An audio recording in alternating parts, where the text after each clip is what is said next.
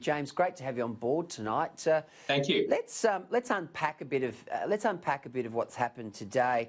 That was far from a ringing endorsement, I thought, from Premier Daniel Andrews when he spoke about Jenny Mikakos. You would have thought that, as a senior cabinet minister, he would have had the decency to at least have a conversation with her.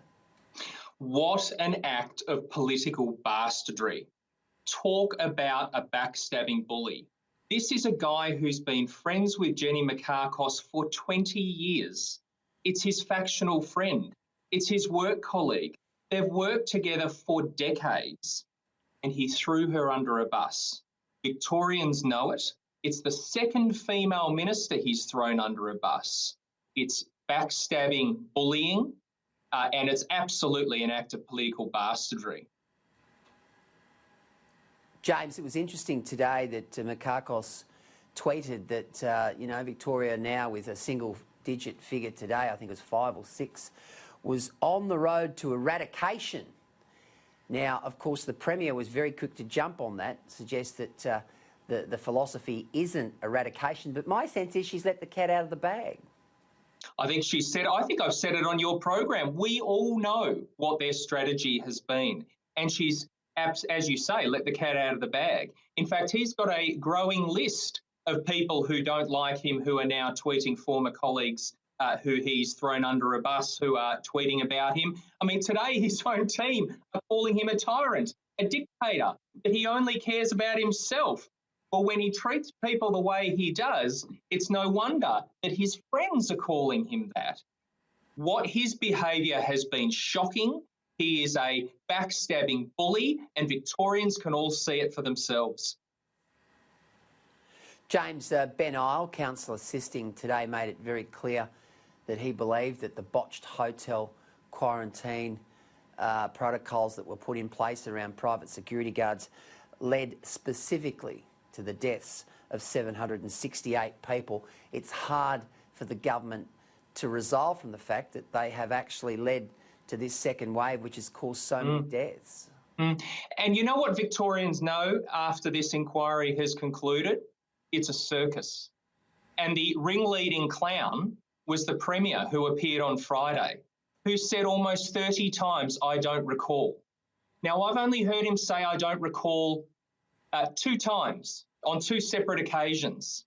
We've all watched him for 90 days attend press conferences, and he's only used the words "I don't recall" when he's talking about whether the ADF were offered to Victoria and who's responsible for the hotel quarantine open door policy. So we know "I don't recall" from the Premier is code for "I am lying." We've had an inquiry which has become a circus, which has shown that 768 people have died. 18,000 have been infected in this second wave. You know what? You could have saved $3 million because we knew that several months ago. This is a circus.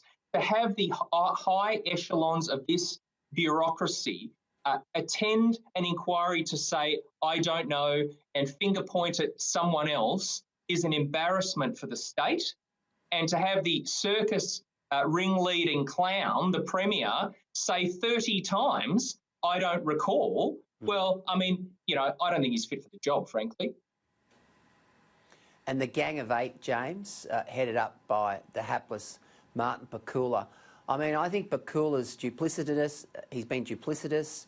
He's been unctuous throughout this whole saga. And he's another one who finger-pointed and threw, Mikakos under the bus, and he survived. I think Pakula must go too, doesn't he? Do you know why I think he survived?